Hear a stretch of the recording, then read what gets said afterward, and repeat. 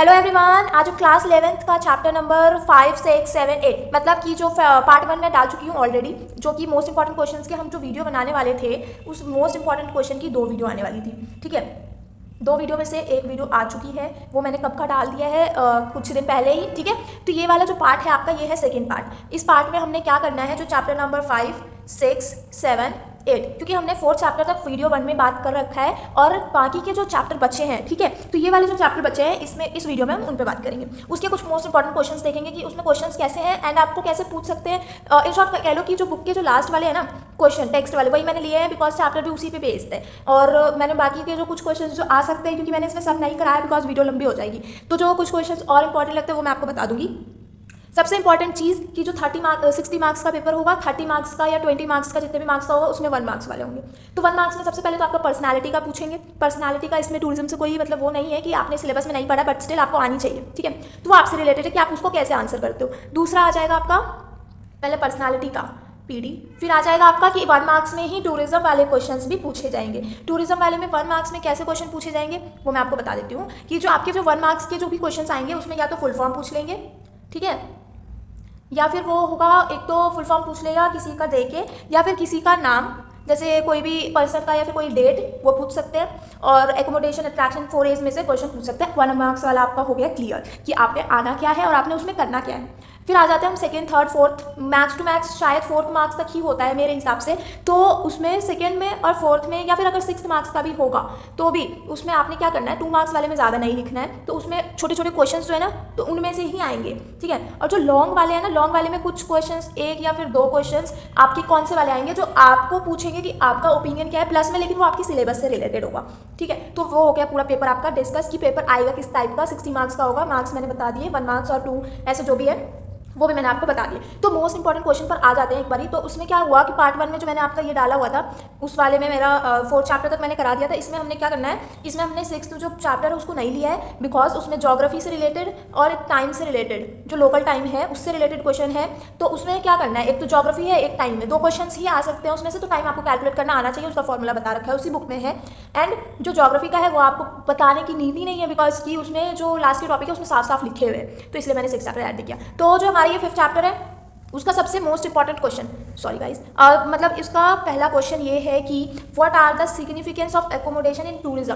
Significance मतलब importance, importance किसका, accommodation का, और एकोमोडेशन का इंपॉर्टेंस किस में, टूरिज्म में, या फिर एकोमोडेशन टूरिज्म के लिए कितना सिग्निफिकेंस रखता है या फिर कितना इंपॉर्टेंट रखता है। ये है क्वेश्चन इंपॉर्टेंट बिकॉज कि एकोमोडेशन पे क्वेश्चन आता ही आता है। एकोमोडेशन एक बेसिक कॉम्पोनेंट है, क्यों, क्योंकि इसके बिना टूरिज्म नहीं चल सकता बिकॉज, और ये दूसरा बहुत इंपॉर्टेंट रोल प्ले करता है डेवलपमेंट ऑफ टूरिज्म में। डेवलपमेंट किसी चीज़ का बहुत हेल्दी होता है ना कि बहुत इंपॉर्टेंट, प्लस में आपकी मनी इनकम आ रही है, ये सारी। और ये डिमांड जो है ना काफ़ी सारा फैसिलिटीज़, मतलब कि पहले के टाइम पे एकोमोडेशन कितनी सी थी सिर्फ कि बस दूर दूर जाना है। आज के टाइम पे एकोमोडेशन इतनी टाइप की हो गई है, इतनी टाइप की हो गई है, कैसे कि जो लोग हमेशा सिटी में रहते हैं तो उनका कोई घर ही नहीं है, मान लो होम टाउन नहीं है, उन्होंने ना आज तक कभी विलेज वगैरह नहीं देखे, तो उन्होंने ना अब क्या करना है, एक उनके मन में एक डिज़ायर होगा, आएगा कि हम भी कभी विलेज जाते। तो ऐसे ऐसे कोई एकोमोडेशन स्टेज बनाए गए हैं जहाँ पे ना एक विलेज, नए नए आइडियाज़ कह सकते हो, विलेज, छोटे छोटे विलेजेस बनाए गए हैं। वो अकोमोडेशन के लिए ही होता है कि आप वहाँ पे रह रहे हो, आप वहाँ पे स्टे कर रहे हो और आप उस डेस्टिनेशन पे घूम रहे हो। तो बहुत सारे वैराइटीज़ के फैसिलिटीज़ के साथ साथ ही ये सारी अकोमोडेशन की जो न्यू टाइप्स आ रही है ना, जैसे हॉलीडे विलेज, अभी देखो बताया ना, विलेज, फिर अपार्टमेंट हाउस या फिर कारवन साइट्स, टूरिस्ट कॉटेज एक्सेट्रा, ये सब कुछ हो चुका है बहुत ज़्यादा पॉपुलर इस टाइम तक बिकॉज हम अकोमोडेशन क्या है, टूरिज्म एक इकोनॉमिक सर्विस है ना, तो एकोमोडेशन उसमें बहुत ज़्यादा हेल्प करती है। जो एकोमोडेशन है क्या होता है उसका मतलब कि एक प्लेस जहाँ पे टूरिस्ट स्टे कर सकता है ओवरनाइट। एकोमोडेशन क्या चाहिए उसको, एक प्रमोट करता है वो टूरिज्म एक्टिविटीज़ को, जो अवेलेबिलिटी प्रॉपर है ना एक चीज़ का, तो वो पॉपुलैरिटी लेकर आता है कि ये डेस्टिनेशन बहुत अच्छा है। कैसे लेकर आएगा, आप एक डेस्टिनेशन पे जाएंगे और दूसरे डेस्टिनेशन पे जाएंगे, आप दोनों में से कोई एक चूज़ करना है, फिर आप नेक्स्ट डेस्टिनेशन पे मतलब नेक्स्ट टाइम उस दोनों में से किसी एक डेस्टिनेशन पे जाने वाले हैं, तो आप कैसे चूज़ करोगे यार, वहाँ का खाना, रहना, पीना, तो ये सारी चीज़ें आपको जहाँ पे जो कंफर्टेबल लगेगा वहीं जाएंगे। तो इसका मतलब यही है कि एकोमोडेशन बहुत ज़्यादा पॉपुलैरिटी बढ़ाती है डेस्टिनेशन की। दूसरा क्या, वाइटल रोल प्ले करता है टूरिज्म इंडस्ट्री में, और नेसेसिटी है टूरिज्म डेस्टिनेशन पे, और ये इग्नोर तो बिल्कुल ही नहीं हो सकता। सिग्निफिकेंस या तो ये 2 मार्क्स में पूछ सकता है, आपसे बता दूं, या तो ये 4 मार्क्स में पूछ सकते हैं। तो आपने क्या करना है, पहले एकोमोडेशन की डेफिनेशन लिखनी है, क्या होती है, ये सब कुछ करना है, फिर उसके बाद क्या करना है, इसको एक्सप्लेन करना है, और देन उसके बाद आपको आंसर का कंक्लूजन देना है। ठीक है, ये हो गया हमारा एक क्वेश्चन कंप्लीट। दूसरा क्वेश्चन क्या है हमारा कि what do you understand by meal plan. Meal plan बहुत लंबा लिखा हुआ था बट मैंने एक फोटो ले लिया, उससे मैं समझा दूंगी, बाकी लिखना आपको है। मील प्लान कितने टाइप के होते हैं? 4 टाइप के होते हैं, ठीक है। सबसे पहला अमेरिकन प्लान। अमेरिकन प्लान में आपको ये भी क्वेश्चन 1 मार्क्स में पूछे जा सकते हैं कि अमेरिकन प्लान में डिनर कंपलसरी होता है कि नहीं, ट्रू और फॉल्स, तो आपने वो आपके माइंड से ही करना है, ठीक है। तो अमेरिकन प्लान में क्या होता है? ब्रेकफास्ट कंपलसरी होता है, आपकी मर्जी है, आप लंच या फिर डिनर में से कोई एक चूज कर सकते हैं, ठीक है। मॉडिफाइड अमेरिकन प्लान में क्या होता है? उसमें भी ब्रेकफास्ट वेट रुको सॉरी, मैंने थोड़ा सा वो कर दिया कि हाँ, अमेरिकन प्लान में क्या होता है कि ब्रेकफास्ट भी होता है, लंच भी होता है और डिनर भी होता है। सॉरी गाइस, मेरे को ये वाला ऐसे लग गया थोड़ा सा, तो इसलिए मैं कंफ्यूज हो गई। हाँ, तो इन दोनों में से कोई एक नहीं, मतलब तीनों ही आपको लेने पड़ेंगे। एक मॉडिफाइड अमेरिकन प्लान क्या होता है? ब्रेकफास्ट होता है कंपलसरी, देन आप इन दोनों में से कोई एक ले सकते हैं। फिर उसके बाद कॉन्टिनेंटल आ जाता है। कॉन्टिनेंटल में आपको सिर्फ और सिर्फ ब्रेकफास्ट मिलता है, लंच भी नहीं मिलता, डिनर भी नहीं मिलता है। फिर यूरोपियन प्लान क्या होता है? जिसमें आपको इन सब में से कुछ भी नहीं होता है। इसमें क्या होता है? बस एक स्टे के लिए चाहिए जगह, तो आपने बस वहाँ पे स्टे कर जाना होता है। तो ये आपका हो गया सेकेंड क्वेश्चन। एंसिलरी सर्विस, ये आपका बहुत ही कम मार्क्स का पूछा जा सकता है वैसे तो, बट ये एक ऐसा है जो सपोर्ट करता है और टूरिज्म सर्विस को ऑब्वियसली, और एसेंशियल पार्ट होता है टूरिस्ट के लिए। क्यों? क्योंकि अगर टोटल टूरिज्म मतलब इंफ्रास्ट्रक्चर बहुत इंपॉर्टेंट रोल प्ले करता है डेवलपमेंट के लिए, है ना, प्रमोशन के लिए टूरिस्ट डेस्टिनेशन पे। तो आजकल ना वेराइटी आ गया एंसिलियरी सर्विसेज की, जो एक्स्ट्रा सर्विसेज हो जाती हैं इनडायरेक्टली, जो टूरिज्म से ही रिलेटेड होती है। एंसिलियरी सर्विस में एक्टिविटी आ गई तो वो एक्स्ट्रा हो गया, ठीक है। फिर उसके बाद आ गया आपका एमेनिटीज़ वगैरह, तो वो भी एक्स्ट्रा है बट वो एंसिलियरी है तो वो इंपॉर्टेंट है। तो ये आपका सिर्फ 1 या 2 मार्क्स में क्वेश्चन पूछ सकता है, ठीक है। और ये वाला क्वेश्चन था नहीं, बट मैंने ये भी एंसिलियरी सर्विसेज में ही था शायद में भी, बट मैंने सोचा कि ये वाला डिफरेंस करा दो तो उसमें ही आपको पता चल जाएगा। एक होता है स्कॉट, एक होता है गाइडर, ठीक है। इन दोनों में डिफरेंस क्या है सबसे पहले ये बता दो इफ़ यू नो। तो जो गाइड होता है वो दोनों ही एक पर्सन होते हैं, तो आप ऐसे मत सोचना कि इसमें पर्सन नहीं है और पर्सन और उसमें, तो ये पर्सन गाइड करता है विजिटर को। लैंग्वेज क्या, जैसे मतलब आपको जो लैंग्वेज आती है आप उनको बोलोगे और उसी लैंग्वेज में वो आपको समझाएगा। कल्चरल नेचुरल हेरिटेज जैसे एरिया पर ये होते हैं और ये गाइड करते हैं पर्सन को नॉर्मली की पोजेस हो जाए एक एरिया पर। इनकी जो क्वालिफिकेशन है रिकॉग्नाइज्ड होती है। दूसरा की जो अथॉरिटी है टूर गाइडर का क्वालिफाइड होता है ये पहला। अकम्पनीड बाय विजिटर, तो इन जगहों पर ये उनको कंपनी देते हैं एंड उनको समझाते हैं, मतलब इन द सेंस वो आपको गाइड कर रहे होते हैं, ठीक है। बट एक स्कॉट क्या होता है? ये भी क्वालिफाइड पर्सन होता है, लेकिन ये उसके साथ जाता है डिफरेंट जगह पे, कंट्रीज पे, अब्रॉड, टू एश्योर की रेगुलर रनिंग या फिर प्लान ट्रिप होते हैं। ये एक नेसेसरी सपोर्ट सर्विस प्रोवाइड कराते हैं एक एंटायर ड्यूरेशन में, वो साथ से लेके एंड तक आपके साथ रहेगा। स्कॉट काफ़ी अच्छा रोल प्ले करता है मैनेजर के साथ, ठीक है। तो ये था आपका, ये शुरू से लेके एंड, स्टार्ट से लेके एंड तक रहता है और ये सिर्फ गाइड करता है। ये एक डेस्टिनेशन पे भी जाता है आपके साथ, तो यही था बस। नेक्स्ट क्या आ जाता है? डॉक्यूमेंटेशन। डॉक्यूमेंटेशन इंपॉर्टेंट है, या तो ये पूछ सकता है वीज़ा क्या है, या तो ये पूछ सकता है कि पासपोर्ट क्या है। डॉक्यूमेंटेशन में 2 चीज़ें, एक और था कुछ वो मैंने नहीं डाला बिकॉज वो ईजी था।